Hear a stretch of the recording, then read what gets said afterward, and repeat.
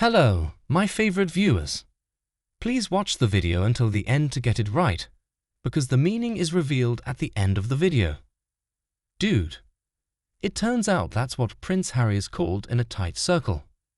At least one person has confessed to this. Prince Harry's so-called ghostwriter, the famous Pulitzer Prize-winning journalist John Meringer.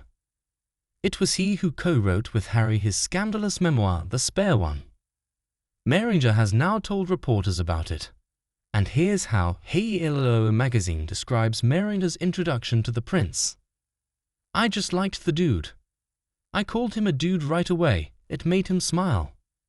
And Meringer seems to be very much in tune with the role of exposing the British royal family's secrets, a role he has played with Harry. At the very least, the journalist is quite unequivocal in defending Harry's position in his showdown with his in-laws. The way he was treated, both by outsiders and those close to him, was absurd. But the relatives themselves, on the other hand, seem to think Harry's behavior is absurd and want to stay away from him. New details about the breakup between the two have emerged in an article in the Daily Beast. It described, among other things, the position of Prince William, Harry's older brother, and his wife Kate Middleton. And here's what William's friend told reporters. William and Kate's attitude towards Harry essentially looks like this: the further away the better. Something similar could have been anticipated back in January, when the very same memoirs of Prince Harry appeared in shops. In them, he himself very vividly portrayed how his relationship with his brother had seriously deteriorated, and even described the fight that took place in the kitchen. It all happened so fast. He grabbed me by the collar and threw me to the floor. I landed on the dog bowl, which cracked underneath me, and the shards crashed into me. Cartoonists have already depicted that dog bowl and Prince Harry in a variety of ways. And The Sun cited a very scathing comment from one of the experts on the British monarchy about Harry's similar revelations about his relationship with his in-laws. All this deeply personal stuff, and if any tabloid were to report it, he would freak out and order his lawyers to go to court.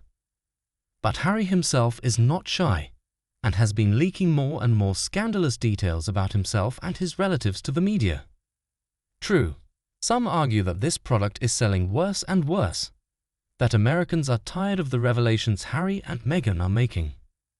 Here's how journalist Daniela Elsa, an expert on the British monarchy, puts it.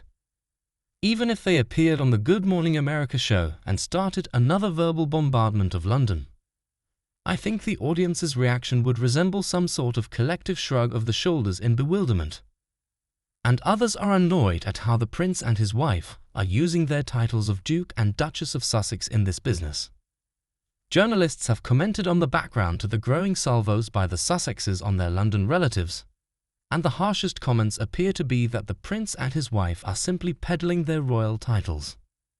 As commentators develop this theme, the titles make Harry and Meghan relatable, and they in turn keep throwing up more and more scandalous topics to the public in an attempt to stay in the spotlight and generate sales from their publications. As a result, there have long been signals from Buckingham Palace that some of the rebellious prince's relatives are very angry and are demanding that he and his wife give up their titles. In London, harsher demands have been made. The monarch would simply take away the titles from Harry and Meghan. But Queen Elizabeth II didn't do that, and it looks like the new monarch, Charles I, isn't going to do it yet. The royal palace also seems to have a theory that Harry and Meghan like to play the role of victim, a role they successfully monetize, and that a punishment like stripping them of their titles could be to their advantage. As one member of the royal family figuratively put it, if Harry and Meghan had their Duke and Duchess of Sussex titles taken away, they would feed off the event for the rest of their lives.